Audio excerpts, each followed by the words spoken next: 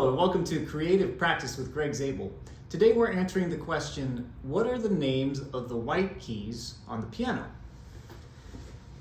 As I look at the piano, I see groups of white keys and black keys. As I look at the shapes of some of these, some of them look like capital L's in that they come down and go to the right. See that here, here, every 3 or 4 keys. So, I have a phrase I like to use to help me keep track of the names of these keys. The first one that looks like a capital L, I look at that, I see a group of 3 white notes that surround the 2 black notes. The L-shaped note here is C. I like to say at each group of 3 you'll find a C. At each group of 3 white notes, the one that looks like a capital L is a C. So if we go over here, 3 white notes surround the 2 black notes, capital L, C. At each group of 3 you'll find a C. Same thing goes for down here. Doesn't matter right hand or left hand. Group of 3, you'll find a C. Believe it or not, the highest note on the keyboard is also C, even though it looks just like a lowercase L, kind of just a straight rectangle. Then we have groups of 4 white notes that surround the 3 black notes. We have this note here that looks like a capital L, comes down, goes over to the right.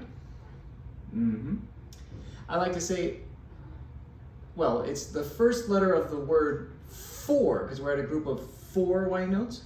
So what's the first letter of the word four? Well, that's F. So F is the note that looks like a capital L at each group of 4. All right.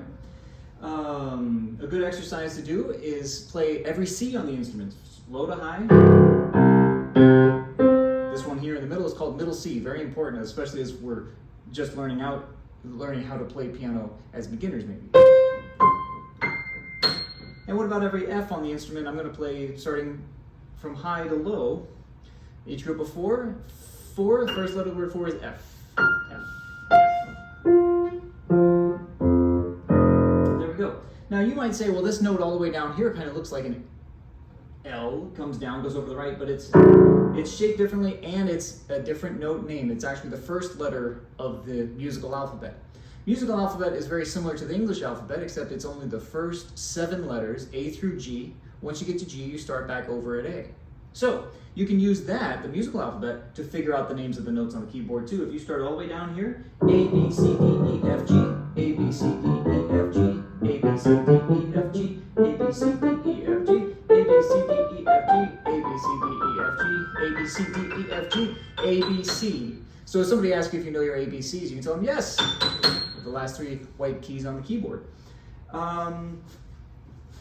So between those 2 things, between knowing your capital L landmarks, C, at each group of 3 you'll find a C, at each group of 4 you'll find an F, and the musical alphabet, A, B, C, D, E, F, G, A, B, C, D, E, F, G, you're able to come at the question of what are the names of the white notes on the piano from 2 directions, and you can fill in the gaps between the landmarks with the musical alphabet. Let's say I wanted to know the name of this note.